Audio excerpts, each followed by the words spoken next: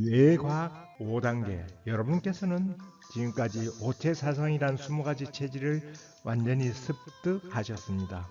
용형과 응형에 의해서 다시 2가지로 나눠지면 40가지 체질로 확정됩니다.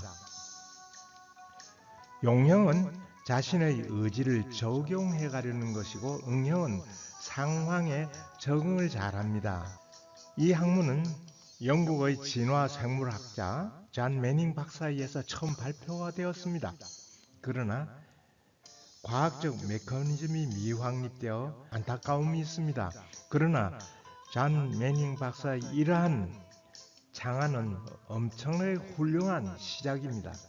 완전 용형은 의지 적용 능력 중에서 4번째 손가락보다 2번째 손가락이 완전히 짧습니다.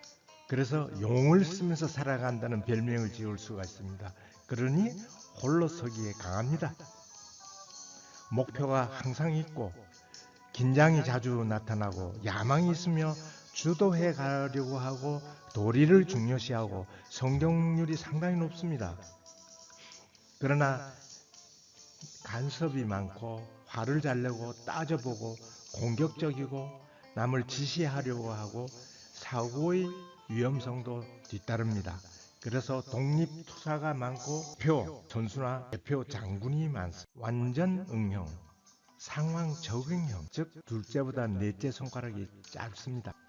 그러니 잘 응하는 형이다는 별명을 지을 수가 있습니다. 그래서 어깨동무에 강하고, 원만하며 호의적이며 상응을 잘하고, 선용에 임하고, 접근이 쉽고, 즐기는 것을 좋아합니다. 심하면 예스맨이 되기 쉽고, 의존하기 쉽습니다. 그리고 불필요할 정도로 수긍이 앞서고, 너무 쉽고 편리하게 생활을 하려고 합니다. 그러니 혼자 독단적으로 나서는 것에 그렇게 능하지를 못합니다. 그러니 화음을 중시하고 주위의 추대에 의해서 훌륭한 사람들이 되는 경우가 많습니다. 뇌는 우리 몸에서 일어나는 모든 반응, 그리고 그 반응에 따른 명령을 하는 가장 큰 뇌입니다. 정보 반응과 신체 명령이 뇌연마다 각각의 특유성을 지닌 핵심 중추로 뇌의 80%를 차지하고 있습니다. 안뇌중뇌는 뇌의 깊숙한 중간에 안정적으로 위치한 자율신경과 신진대사를 통제하는 중앙청 중추에 해당합니다. 이러한 대뇌와 간뇌, 중뇌에 의해서 우리는 체형이 형성되고, 사회성이 어떻게 이어지고, 목표가 어떻게 이어지고, 나아가서는 인생살이 성품이 완성이 됩니다. 그래서 오체사성에 의해서 그 사람의 성품은 이미 완성된 것입니다. 그러나 대뇌 변연계에 이렇게 가장자리에 있는 일종의 순찰대에 해당할 만큼 어떤 상황에 갑자기 나타날 때 명령하는 뇌가 있습니다. 이것은 식욕과 단체욕과 성욕을 원초적인 본능으로 나타내는 것입니다. 즉 밥을 먹어야 한다는 기본입니다. 그 다음에 단체, 사람이 함께하는 걸 즐길 수밖에 없죠. 그리고 자손을 이어가기 위해서 성욕은 자동적으로 나오는 것입니다. 어떤 성품을 갖추었다고 나타나는 것이 아닙니다. 그래서 오체사성 체질과는 무관합니다. 그래서 대뇌변연계는 이러한 기관들이 있는데, 이것은 의료인은 공부하시고 일반인은 공부 안 하셔도 됩니다. 대뇌변연계는 집약하면 본능적 욕구와 감정을 관장하고, 단기적인 학습, 기억에 관여합니다. 그러니 자율적 동작 버튼이 됩니다. 어떤 상황이 나타날 때 바로 변연계에서 작동을 합니다. 그래서 최전방 순찰대에 해당한다. 그래서 원초적 본능이며, 본능 단기 자율의 순간 119에 해당합니다. 목화토금수의 인체질, 목화토금수. 그래서 뇌에서 피어나는 5대 활동 기운이 또한 연관된 기관과 부위에도 동일하게 나타나면서 생명 활동의 본원이 되는 에너지가 인체전류입니다. 우리 몸에는 인체전류가 전부 깔려 있습니다. 뇌의 인체전류가 솟아나는 중심은, 첫 번째 간뇌중뇌가 있는 인체전류는 눈썹 사이에 있는 미간이 중심입니다.